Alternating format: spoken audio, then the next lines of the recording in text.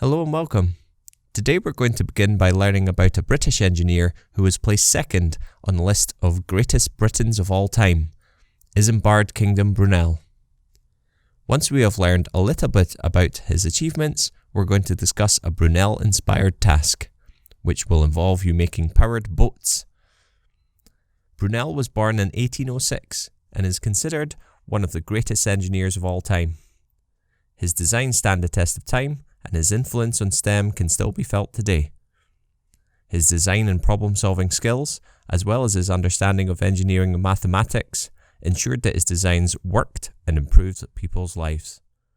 He played a key role in developing the railway system we still use today, ensuring that Great British citizens could move around the country with ease, and at greatly reduced costs. This led to the boom in seaside resorts as people flocked to popular destinations on holiday.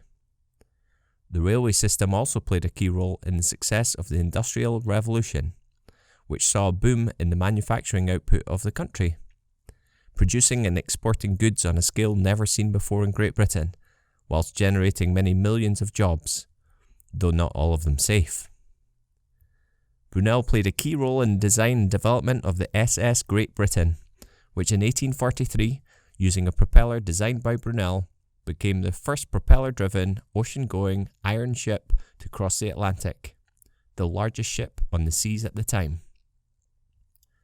Brunel designed and oversaw the construction of the first tunnel under the Thames in London, another engineering feat, as well as being heavily involved in the design and construction of the Clifton Suspension Bridge, at the time the longest spanning bridge in the world. These are all big projects, huge projects, and often world-leading in terms of scale and challenge. Brunel did not always succeed, but he never gave up, and trusted his experience and STEM know-how in order to ensure that he would reach a successful outcome.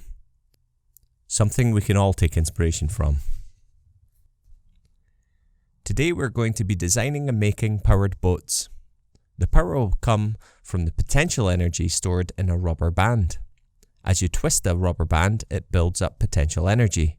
As you release the band, the energy is transferred into kinetic energy. We're going to try and use the stored power in the elastic band and turn it into power for our boats. The design of the boat itself is entirely up to you. The first thing to think about is buoyancy, that is, the boat needs to be able to float. So think about things that float. First of all, perhaps a bottle, maybe some materials around the home float, and some sink. Please don't test to see whether your mobile phone floats. It doesn't. Then you will need to source some rubber bands. If you don't have any, don't worry. You can still do most of the building and testing without them. I've used ice cream sticks in the design, but it can be anything you can find. A yogurt pot could be cut carefully into strips to provide paddles or propellers for your boats. Or perhaps you could improve the water resistance of cardboard by covering it in sellotape.